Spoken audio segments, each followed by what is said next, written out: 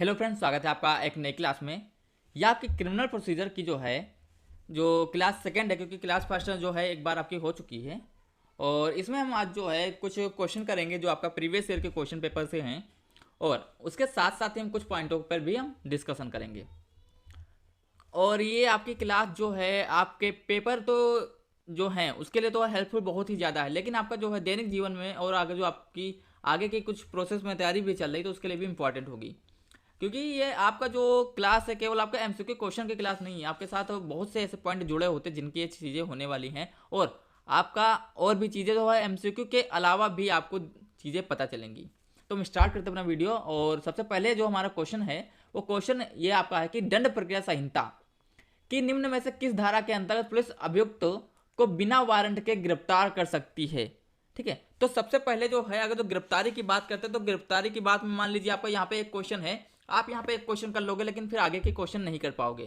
तो इन सारी चीजों को गिरफ्तारी का हम यहाँ पे पूरा आपका क्या करते हैं, सीधे हम आपका पूरा टॉपिक ही फिनिश कर देते हैं कि आपका गिरफ्तारी कौन व्यक्ति कहाँ पे कैसे किया जा सकता है। उन सारी चीजों को हम यहाँ पे सारी धारा आपको हम बता देते हैं कि आप कैसे कहाँ पे गिरफ्तार कैसे कब कौन सा व्यक्ति करता है, उसको सारे यहाँ पे हम बताते हैं। तो सबसे पहले जो हमारी गिरफ्तारी की बात की जाती है, तो गिरफ्तारी की बात जो हमारी की गई है तो यहाँ पे समझो कि आपको जो बताया गया तो गिरफ्तारी कि जो व्यक्तियों की गिरफ्तारी की बात की गई तो अध्याय 5 में जो है व्यक्तियों की गिरफ्तारी की बात की गई है। कहाँ पे?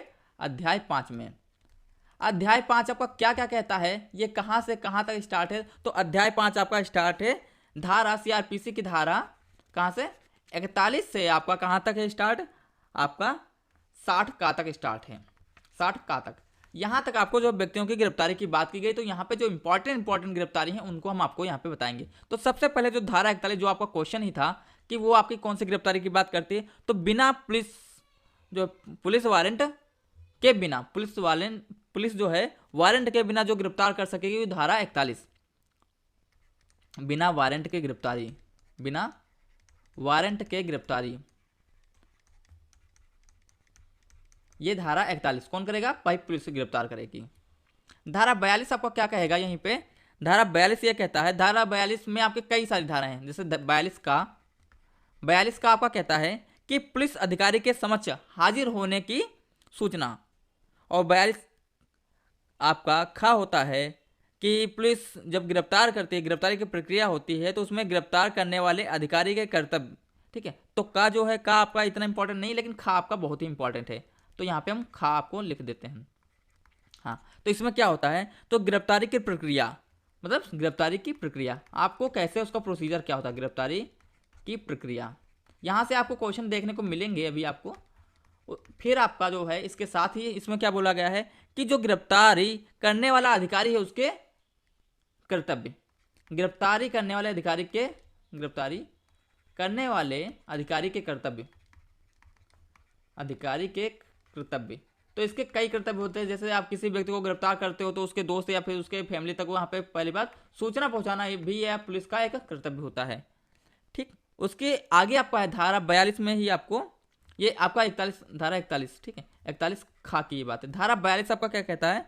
42 आपका कहता है नाम और निवास बताने से इनकार करने पर गिरफ्तार करना। नाम और निवास बताने पर, नाम और निवास बताने पर गिरफ्तारी।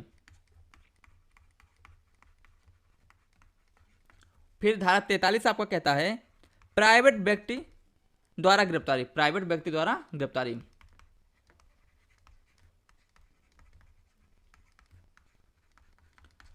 और धारा 44 आपका कहता है कि मजिस्ट्रेट के द्वारा गिरफ्तारी, मजिस्ट्रेट के द्वारा गिरफ्तारी।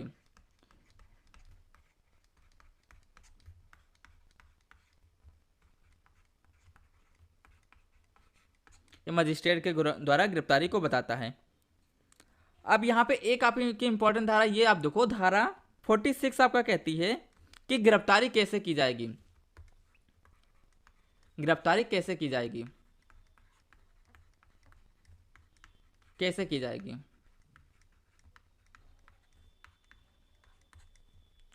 और यहाँ पे इंपॉर्टेंट जो आपकी धारा धारा 51 आपका क्या आती है, गिरफ्तार व्यक्ति की तलाशी, व्यक्ति की तलाशी। ये आपकी कुछ इंपॉर्टेंट यहाँ पे धारा थी, और अगर जो इंपॉर्टेंट धारा आगे भी आपके यहाँ से क्वेश्चन बनते हैं तो हम वही आपको और भी कराएंगे, ठीक है। तो यहाँ पर हम आते हैं अपने क्वेश्चन पे। तो आपका क्वेश्चन क्या है कि पुलिस जो गिरफ्तार करती है तो बिना वारंट के कब करती है? धारा 41 में करती है। आप यहाँ पे समझ गए। वारंट के साथ कब करती है गिरफ्तार, और बिना वारंट के साथ कब करती है? तो पुलिस गिरफ्तारी जो करेगी वो बिना वारंट के जो है धारा 41 में आपकी गिरफ्तारी वहां पे पुलिस करती है। अगली आपकी जो यहाँ पे धारा है, अगली धारा आपकी क्या है, उसको धारा 42 भी आपको हमने बताया। धारा 42 क्या कहती है? धारा 42 आपका कहता है कि नाम और निवास बताने पर जब गिरफ्तारी होती है तो धारा 42 होता है, ठीक है।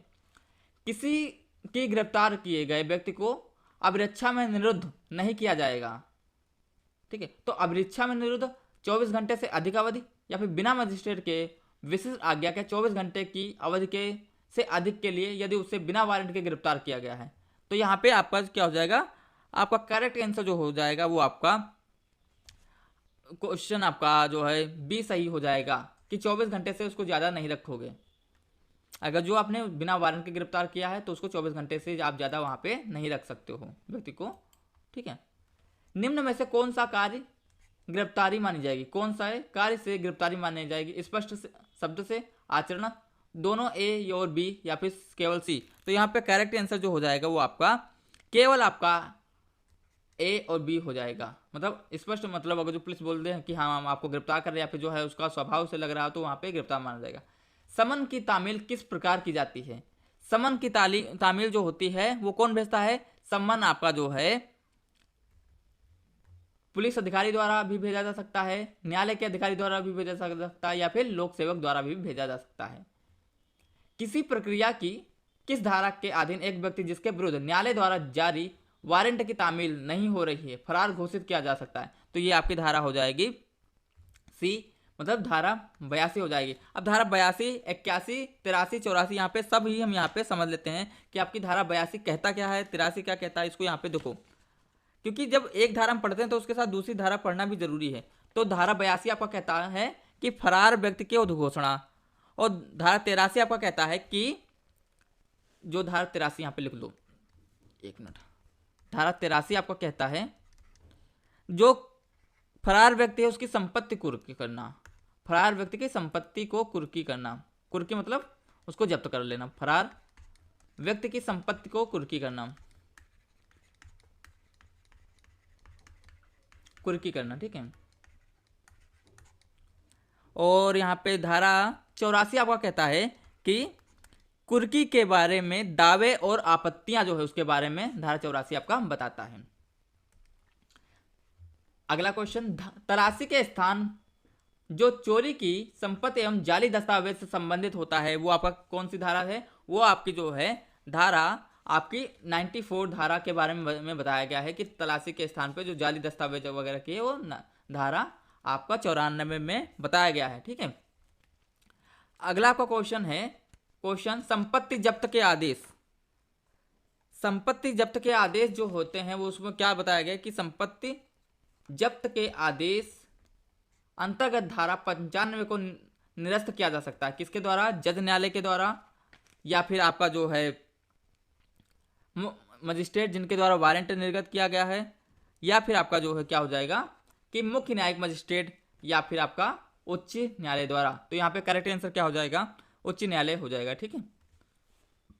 अगला आपका क्वेश्चन है, कोई थाने का भार साधक अधिकारी किसी संज्ञेय अपराध की जांच कर सकता है, तो जब उसको जांच करना होता है तो कब करेगा? बिना एफआईआर वो जांच नहीं करेगा।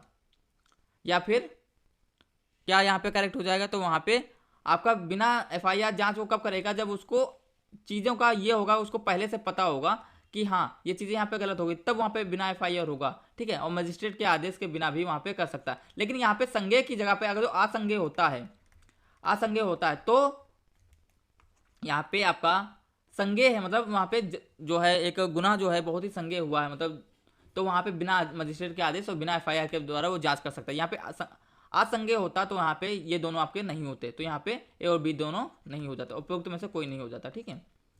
अगला आपका क्वेश्चन है, निम्न में से कौन दंड प्रक्रिया संहिता की धारा 184 के अधीन संस्वीकृति कथन अभिलिखित करने हेतु अधिकृत है? तो यहाँ पे आपका जो है एक पुलिस अधिकारी, कार्यपालक मजिस्ट्रेट, न्यायिक मजिस्ट्रेट या फिर ना तो कार्यपालक मजिस्ट्रेट या फिर न्यायिक मजिस्ट्रेट। तो यहाँ पे जो करेक्ट आंसर हो जाएगा वो आपका सी हो जाएगा, न्यायिक मजिस्ट्रेट। अन्वेषण के दौरान दी गई संघ स्वीकृति या फिर कथन कौन अभिलिखित कर सकता है? तो यहाँ पे कथन जो है आपका कोई न्यायिक मजिस्ट्रेट कर सकता है। मजिस्ट्रेट द्वारा अन्वेषण हेतु आदेश दिया जाता है, मतलब वो मजिस्ट्रेट क्या बोलता है कि आप यहाँ पे जाओ और जांच करो। तो ये जो जांच को बोला गया है वो 156(3) में बोला गया है। जांच को 156 की धारा 3 में बोला गया है। पुलिस अधिकारी द्वारा अन्वेषण में बयान की रिकॉर्डिंग को जो है प्रदान की गई, तो धारा 161 यहाँ पे प्रदान किया गया। 161 में धारा 3 आपको उपधारा 3 मतलब उपधारा in the sense sub clause 3। Police के सामने दिया गया कथन प्रयोग में लाया जा सकता है केवल आरोपित द्वारा, केवल अभियोजन द्वारा, या फिर दोनों ए और बी, केवल आरोपित या फिर केवल अभियोजन। तो यहाँ पे करेक्ट आंसर जो हो जाएगा वो आपका सी दोनों हो जाएगा। पुलिस के सामने जो आप गवाही देते हो उसको जो पुलिस के द्वारा मतलब एफआईआर जो है दोनों लोग ला सकते हो। कौन कौन ला सकता है? पुलिस भी केवल आरोपी ला सकता है या फिर अभियोजन, दोनों के द्वारा लाया जा सकता है। धारा 185 तलाशी के लिए पुलिस द्वारा क्या आवश्यक नहीं है? तो क्या आवश्यक नहीं है तलाशी के लिए? मजिस्ट्रेट द्वारा तलाशी वारंट जो है लेने के लिए, तो यहाँ पे करेक्ट आंसर जो है वो आपका मजिस्ट्रेट द्वारा हो जाएगा, क्योंकि यहाँ पे संज्ञेय अपराध की बात हुई है। मुलजिम को जमानत पर अंतर्गत धारा 167 छोड़ दिया जाएगा यदि वह अपराध जमानती होगा, ठीक है, या फिर अजमानती होगा, या फिर जमानती या फिर अजमानती दोनों होगा। तो जमानती और अजमानती दोनों। पुलिस द्वारा अन्वेषण के उपरांत निम्नांकित में से क्या परिणाम होंगे? पुलिस रिपोर्ट, आरोप दर्ज, चालान, उपरोक्त सभी। तो पुलिस के द्वारा अन्वेषण जब हो जाता है तो उसके द्वारा आप ये सही हो जाएगा। 1973 की कौन सी धारा पीठासीन अधिकारी को अधिकार देती है कि वह साक्ष्यों के बयानों को दर्ज करने के समय अभियुक्त को व्यक्तिगत उपस्थित से माफी दे सकता है? तो धारा आपकी जो है यहाँ पे 205 हो जाता है। तो वहाँ पे अगर जो कोई भी व्यक्ति वहाँ पे उपस्थित नहीं फिर भी उसकी शिकायत दर्ज हो जाती है। दंड प्रक्रिया संहिता 1973 में निम्न में से कौन सी कई धारा व्यक्तियों के संयुक्त विचारण को प्रावधानित करती है? तो यहाँ पे आपकी जो है धारा डी 223 करेक्ट हो जाएगा। एक संज्ञेय अपराध विचारणीय है न्यायिक मजिस्ट्रेट के द्वारा, प्रथम श्रेणी, मुख्य न्यायिक मजिस्ट्रेट, न्याय सत्र न्यायालय या फिर इन सभी के द्वारा। तो यहाँ पे विचारणीय जो है इन सभी के द्वारा है, लेकिन सजा का प्रावधान वो फिर अलग हो जाता है। सजा का प्रावधान जिसके अंतर्गत आता है वो वही सजा देता है। संहिता की किस धारा के अंतर्गत एक संयुक्त विचारण को विभाजित किया जा सकता है? तो संयुक्त विचारण को विभाजित करने के लिए आपकी धारा 223 हमको देखते हैं। 223 धारा और आपका 332 क्या सही है कि सत्र न्यायालय के संबंध में? तो सत्र न्यायालय के संबंध में या प्रतिबद्धता के साथ संज्ञान ले सकता है, या प्रतिबद्धता के साथ संज्ञान नहीं ले सकता है, उसके बिना संज्ञान नहीं ले सकता, या जिला मजिस्ट्रेट की सिफारिश पर संज्ञान ले सकता है, या फिर यह संज्ञान ले सकता है। तो देखो जिला मजिस्ट्रेट जो यहाँ पे बात आई है, तो जिला मजिस्ट्रेट का तो यहाँ पे कोई मतलब ही नहीं है, क्योंकि पावर दोनों अलग हैं। जिला मजिस्ट्रेट मतलब आपका डीएम और यहाँ पे जज का पावर अलग अलग होते हैं, इनकी जो शक्तियाँ अलग अलग होती हैं, ठीक है। तो एक दूसरे को हस्तक्षेप नहीं करते हैं, तो उसके कहने पे तो ये बिल्कुल ही नहीं होगा। तो यहाँ पे सी तो आपका होगा ही नहीं। अब यहाँ पे 3 में से आपका जो करेक्ट आंसर वो आपका है, यह प्रतिबद्धता के बिना संज्ञान ले सकता है। अगला क्वेश्चन है, धारा 207 या 208 दंड प्रक्रिया संहिता के अंतर्गत अभियुक्त को प्रतिलिपियां प्रदान की जाती हैं मजिस्ट्रेट के द्वारा, सहायक लोक अभियोजक द्वारा, प्रतिवादी के द्वारा, या फिर पुलिस थाना के भार साधक अधिकारी के द्वारा। तो यहाँ पे जो है आपका मजिस्ट्रेट के द्वारा हो जाएगा। और प्रतिलिपियां का जो है उसको पैसा भी नहीं देना होता है, ठीक है, ये भी आपका प्रावधान है। आरोप में निम्नलिखित में कौन से विशिष्ट होना आवश्यक नहीं है? तो यहाँ पे आपका जो है आवश्यक रूप से उसमें अंतर्विष्ट अपराध की परिभाषा सहित विधि की धारा जिसके विरुद्ध अपराध कथित हुआ हो उसके ये आवश्यक नहीं है। दंड प्रक्रिया संहिता 1973 के अंतर्गत हत्या के मामले में कौन सा न्यायालय विचारण कर सकता है? तो हत्या के मामले में जो विचारण होता है वो कौन सा कर सकता है? वह सत्र न्यायालय करेगा। विचारण क्या मतलब हत्या हुई तो उसको सजा वगैरह देने का वहाँ पे जो वहाँ पे केस चलेगा, तो वो कहाँ पे चलेगा? वो आपका हाईकोर्ट, आपका जो है सेशन कोर्ट में चलेगा। धारा 203 मजिस्ट्रेट की शिकायत को खारिज कर सकता है यदि अंतर्गत धारा 200 वादी का कथन लिया गया हो, वादी द्वारा दिया गया बयान विश्वसनीय हो, या फिर दोनों ए और बी। तो यहाँ पे करेक्ट आंसर जो हो जाएगा वो आपका ए और बी दोनों हो जाएगा, ठीक है। 200 में देखो कोई किसी व्यक्ति ने शिकायत दर्ज कराता है मजिस्ट्रेट के पास, ठीक है, तो मजिस्ट्रेट 200 में शिकायत दर्ज कराएगा तो 200 में क्या होगा, जांच वगैरह, 202 में जो है क्या जांच वगैरह होती है। और 203 में क्या होता है, मजिस्ट्रेट क्या करता है, उसको खारिज कर देता है। क्या है, क्योंकि मान लीजिए आपने कोई शिकायत दर्ज कराया और शिकायत जो दर्ज कराई वो शिकायत ही गलत है, वो चीज़ें वैसा हुई ही नहीं है, आपने जो बयान दिया वो विश्वसनीय योग्य है ही नहीं, तो आपको धारा 203 के तहत क्या होगा, खारिज कर दिया जाएगा। निम्नलिखित में से शिकायत खारिज नहीं की जा सकती। आरोपी पर सम्मन होने के बाद कार्रवाई प्रारंभ होने पर, सम्मन केस में शिकायतकर्ता की गैरहाजिरी पर, या फिर अस्पष्टीकृत देरी से। तो अस्पष्टीकृत आपकी देरी यहाँ पे क्या हो जाएगा, ये भी नहीं तो ये भी मतलब उपरोक्त सभी यहाँ पे सही। अगला क्वेश्चन है, आदेशिका की प्रक्रिया सम्मन या फिर वारंट दिया गया है तो किस में दिया गया है, तो ये आपका जो है धारा 204 में दिया गया है, ठीक है। अगला आपका क्वेश्चन, निम्नलिखित में से कौन सा मजिस्ट्रेट आदेशिका दे सकता है, तो आदेशिका जो यहाँ पे दे सकता है वो आपका मजिस्ट्रेट जो संज्ञान लिया गया हो या फिर वह मजिस्ट्रेट जिनके द्वारा बाद ट्रांसफर किया गया, तो यहाँ पे ए और बी दोनों।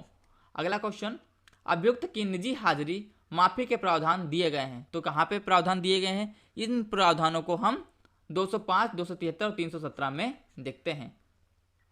अगला क्वेश्चन है, निम्नलिखित में से चार्ज बनाने की आवश्यकता नहीं है, किसमें चार्ज बनाने की आवश्यकता नहीं होती है, तो चार्ज क्या होता है कि पुलिस जो चीज़ें तैयार करती है उसकी जो रिपोर्ट होती है उसको हम चार्ज एक तरह से कह सकते हैं, तो उसको जांच अंतर्गत धारा 116 के भी आवश्यकता नहीं होती है, 251 में भी आवश्यकता नहीं होती है, तो यहाँ पे उपयुक्त आपका सभी हो जाएगा। आरोप बनाया जाता है, आरोप किसके द्वारा बनाया जाता है, आरोपी के द्वारा, न्यायालय के द्वारा, अभियोजन द्वारा या फिर उपरोक्त सभी। तो यहाँ पे आरोपी क्या करता है, आरोप थोड़ा ना बनाएगा, ये न्यायालय आरोप बनाता है। डिफाइन कौन करता है कि किसको जो है कौन सा आरोप लगा है, तो कोर्ट ही तो डिफाइन करता है कि हाँ इसने अपराध किया है या फिर इसने अपराध नहीं किया है, तो कोर्ट कौन बनाता है आरोप, आरोप बनाता है कोर्ट, ठीक है। और अगला आपका क्वेश्चन है आपका धारा 216 सीआरपीसी, आरोप किसी समय परिवर्तित किया जा सकता है, तो किस समय परिवर्तित किया जा सकता है, निर्णय से पहले, अभियोजन मतलब कोई अगर जो आरोप लगा है तो कब परिवर्तित किया जा सकता है, तो आरोप जो है निर्णय से पहले किया जा सकता है परिवर्तित। धारा ज्वाइंडर ऑफ चार्ज का जो है प्रावधान नहीं है, किसमें प्रावधान नहीं है, तो ये प्रावधान धारा 225 में नहीं है। हम आपको ऐसा करेंगे ना कि हम आपको सारी धारा जो है आपको दे देंगे, आप उसमें से चीज़ें पढ़ सकते हो, ठीक है, या फिर जो इंपॉर्टेंट धारा है उसकी हम आपको वीडियो करवा देंगे, वो भी आप पढ़ सकते हो। अगला आपका क्वेश्चन है, समरी विचारक का प्रावधान भारतीय दंड संहिता के किन धाराओं में किया गया है, तो ये आपका जो प्रावधान किया गया है वो आपका 260 से 265 के बीच में किया गया है, ठीक है। तो आज के लिए इतना ही, मिलते हैं अगले क्लास में, तब तक के लिए टेक केयर, थैंक यू। और अगर जो आपको वीडियो अच्छा लगा तो प्लीज़ इसको अपने ग्रुप में शेयर कीजिएगा।